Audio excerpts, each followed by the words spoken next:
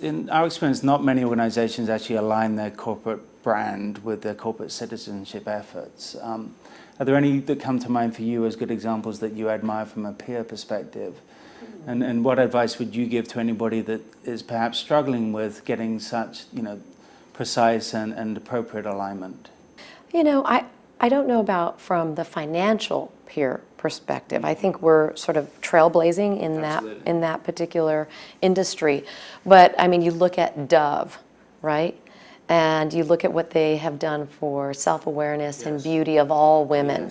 And you think, wow, not only did they do something meaningful to promote confidence of the fact that diversity is beautiful, but their product is going to help do that. Right. I admire that campaign, and I think that's a good alignment. I look at what P&G is doing, obviously, with box tops, and how they're really connecting children, cereal, and education, completely aligned. These are the ones that came before ours, and these are the ones we admire.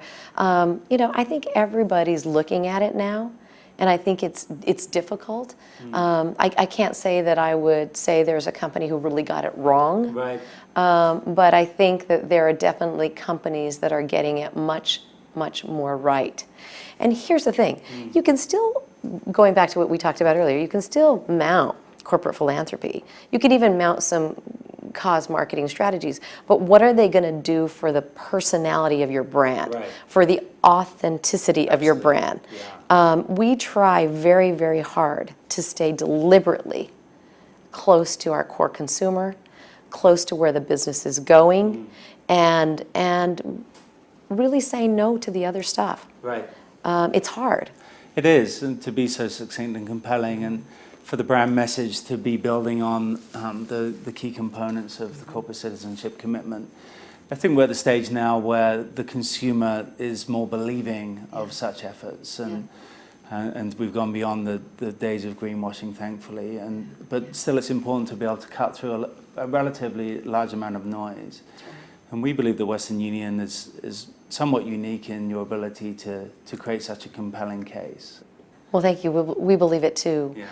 Because the truth is, if you were, and I hope they don't, but if you were to shut down the Western Union Foundation, or you were to, just fold up and pack away all of your cause-related initiatives, the business itself every day is helping get a really, really hard-earned dollar from one person to the other across seas, right?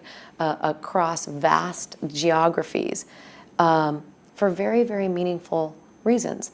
To put that food on that table, to pay that bill that couldn't be paid. Because remember, the person who left their country of origin didn't necessarily leave because he or she wanted to. No, quite. There was either political unrest, there was either natural disaster, or extreme poverty. These are the three most common reasons why one migrates.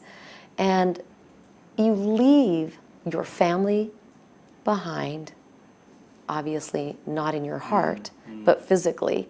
You leave the country that you love behind, and you are doing it because you profoundly want to take care of your family. And in many cases, our consumers don't usually just take care of their immediate families. They take care of their extended families.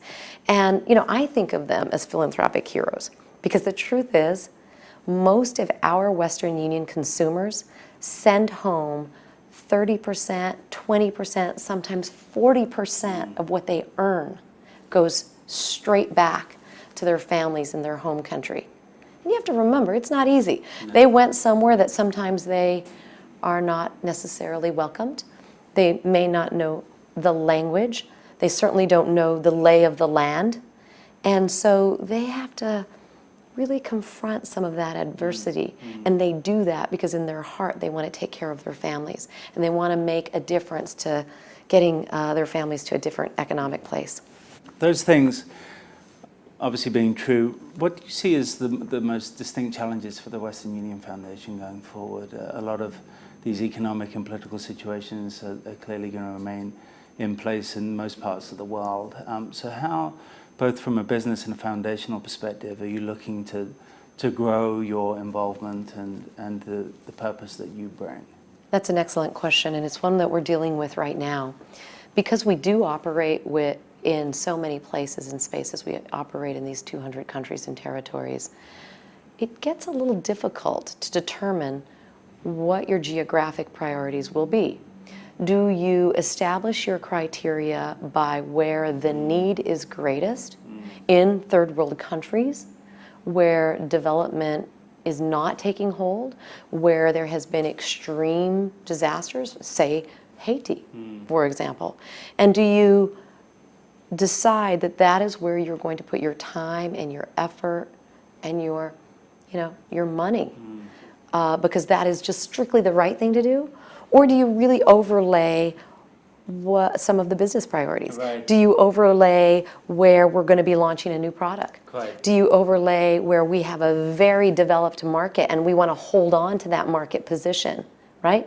Or guess what? We're getting ready to launch, Sure. A bigger contract with a business partner. So I think this is the hardest thing to do, Yes. and it's a tough discussion to go through. You have to go through it. Yes. And the truth of the matter for us is we end up actually doing a bit of both. Right, everything. And then you have to get comfortable with knowing that you can't boil the ocean. And at Western Union, we don't have a dollar to go into every single country on the planet. Sure. I wish we did. Sure, sure. So, we end up looking at that formula and putting a bit of business and social balance to it, and then end up with, 15 to 20 key priorities.